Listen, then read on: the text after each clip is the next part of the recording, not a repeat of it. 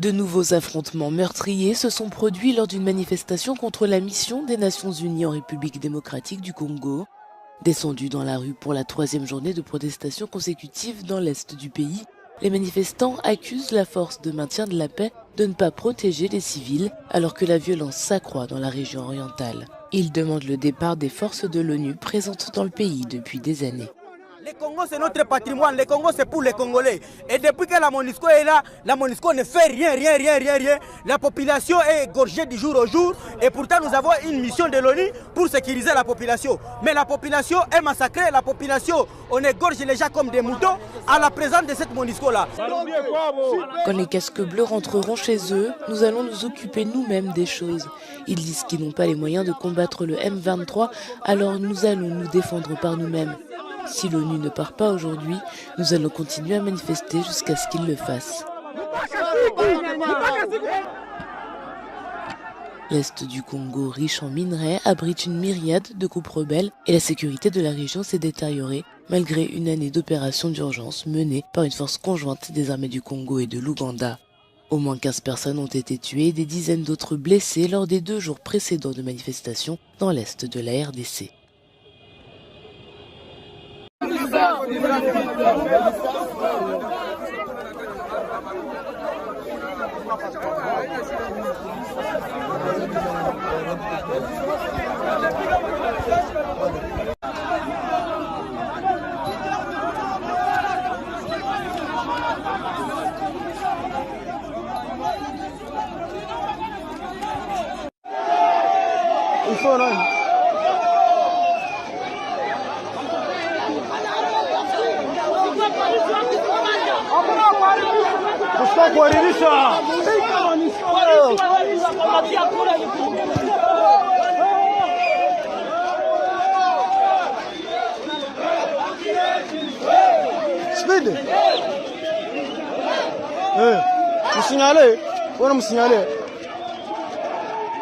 Puisque les morts n'existent pas au Congo. Depuis 16 ans, les Nations Unies sont au Congo. Un budget de combien? 1,5 milliard, dit-on. Je n'ose le croire. 20 ans d'1,5 milliard. 20 000 membres des Nations Unies, civils et militaires. Mais non, ne me dites pas qu'après 16 ans, nous revenons à la case départ. C'est invraisemblable. Et chaque fois, partout où nous nous sommes rendus avec Colette Brackman, toujours le même cri des femmes. Pourquoi n'a-t-on pas poursuivi nos meurtriers?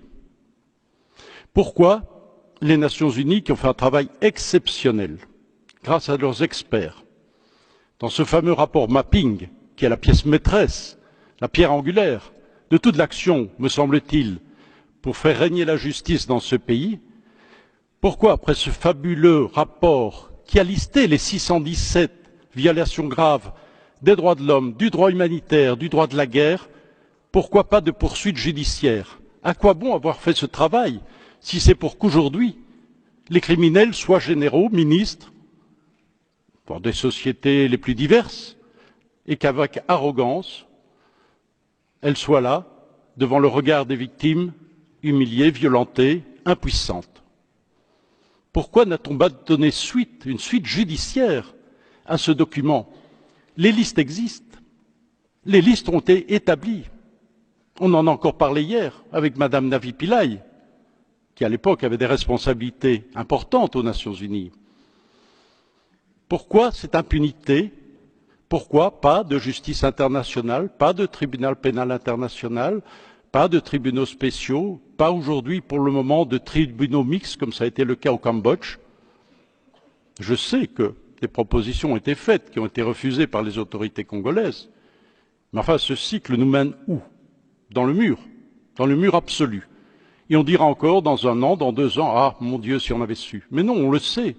Ce n'est que la répétition de l'histoire. On voit bien tout le scénario qui se profile. Un plan de transition pour le retrait de la MONUSCO de la République démocratique du Congo a été élaboré après d'intenses travaux qui ont réuni les experts du gouvernement, la MONUSCO et les autres partenaires.